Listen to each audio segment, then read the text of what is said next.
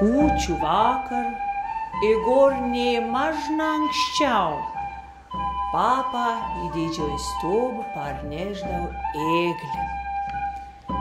O visi šeimos nariai, o ypač tie mūsų mažieji vaikeloka, poždavo ten ėglį. O poždavo to, ko turėdavo. Obulas, žvakėlėm, vatos gabalėlės. O tie, katrie jau buvo pasiturinci, galėjo nuvažiuoti į Tilžį, Karaliaučių, Klaipėdą, tad blizgančių žaislų parsiveždavo.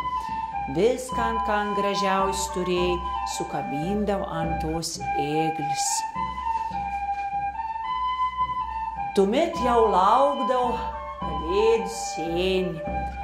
O Kalėdų senis ta būdavo tas pats, arba susėds, arba koks nors giminių unkulis, alens paslapčiom parsidarydavo, kad vaikeloką atpažintų mano.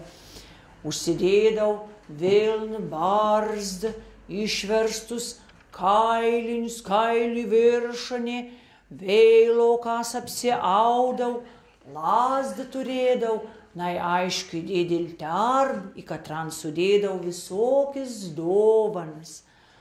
O jau vaikeloką žinojo, jie geri buvo per visus metus, jie mamas, papas klaus visus darbus dirba, tad tų dovanų tikrai sulauks. Kas mokėdavo eilėraštį pasakydavo, kas dainėlį pagėdodavo, giesmę pagėdodavo. Ir tuomet gaudavo dovanų. Dovanų visokių buvo.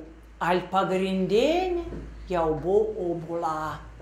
Kožn vien šeimininkė jau kap mokėti, saugodavo, kad iki kūčių vakar tų obulų išlaikytum.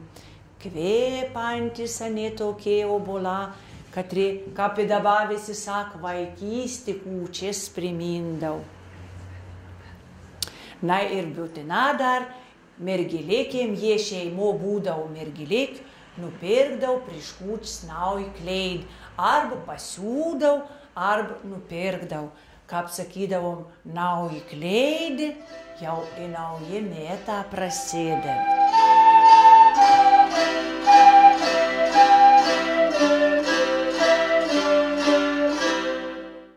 Man unkulis Martins Ansliups sakys: mergėl, tu žinok, kas ani per kalėdas ilgai miegosani, tas vasar kalėdos.